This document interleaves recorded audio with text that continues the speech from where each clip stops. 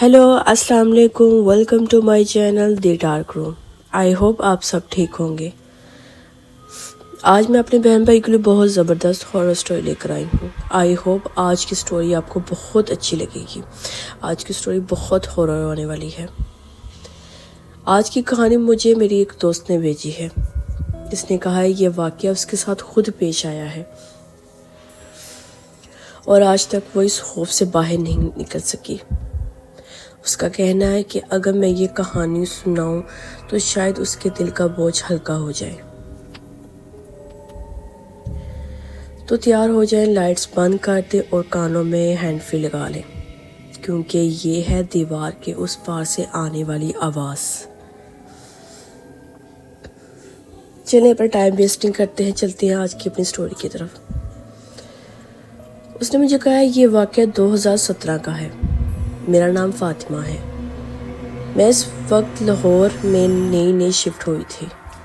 University की वजह से मेरे वालिदैन दूसरे शहर में रहते थे, तो मैंने अकेले रहने के लिए एक छोटा सा फ्लैट ले लिया था।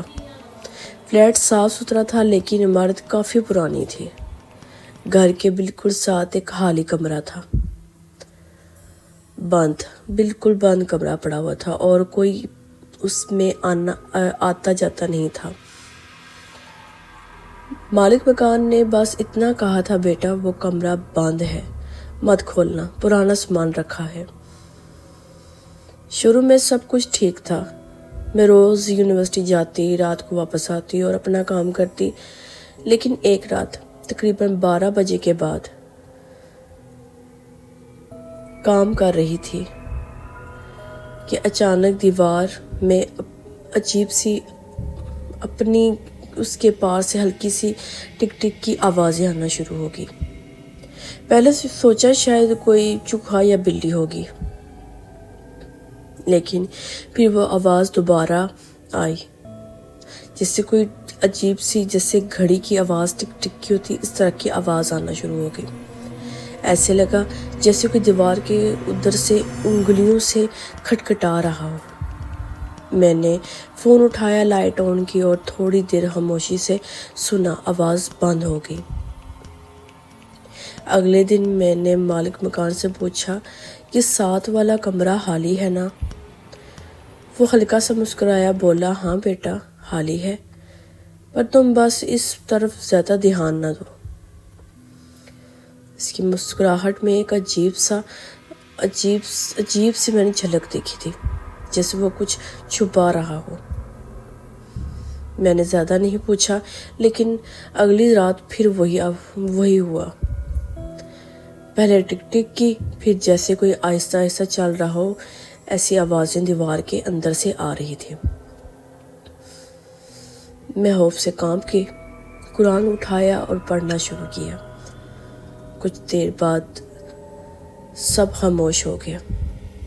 मैंने खुद को समझाया कि शायद मेरा वहम है, लेकिन फिर तीसरी रात वो सिर्फ आवाज़ नहीं थी।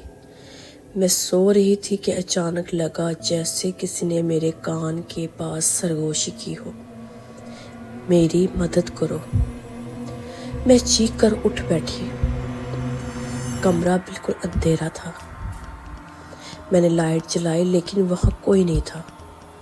मेरा दिल ज़ोर ज़ोर से धड़क रहा था। मैंने पूरी रात जाग कर गुजारी।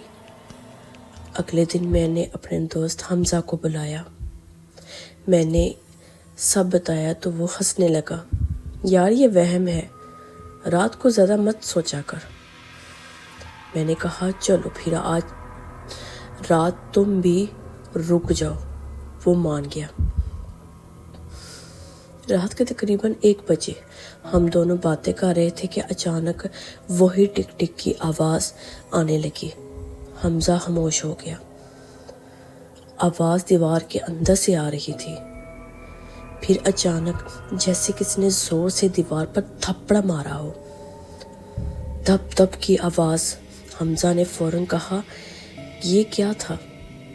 हम दोनों दीवार के पास गए। मैंने कान लगाया तो वाज़िया तौर पर किसी के सिसकने की आवाज़ आई, एक औरत की, जो आहिस्ता आहिस्ता रो रही थी। ہم دونوں پیچھے ہٹ گئے۔ حمزہ بولا، یہ عام بات نہیں فاطمہ، صبح مالک مکان سے بات کرتے ہیں۔ اگلے دن ہم گئے، بوڑھا مالک دروازے پر آیا۔ ہم نے سب کچھ بتایا۔ اس کا چہرہ پیلا پڑ گیا۔ اس نے صرف اتنا کہا، بیٹا وہ کمرہ 15 سال سے بند ہے، وہاں ایک عورت رہتی تھی جو ایک رات اچانک غائب ہو گئی، کسی کو نہیں پتا وہ کہاں گئی، بس تب سے وہاں آوازیں آتی ہیں۔ میں کانپ اٹھی۔ میں نے کہا، پھر آپ نے دروازہ کبھی کھلوایا کیوں نہیں؟ وہ بولا، ایک بار کھولنے کی کوشش کی تھی مگر اندر سے کسی نے دروازہ بند کر دیا، میں نے اسے دوبارہ نہیں کھولا۔ اسی رات میں نے اور حمزہ نے فیصلہ کی کہ ہم دیکھیں گے۔ رات کے 2 بجے ہم نے ٹارچ لی اور آہستہ سے اس کمرے کا تالا توڑنے لگے۔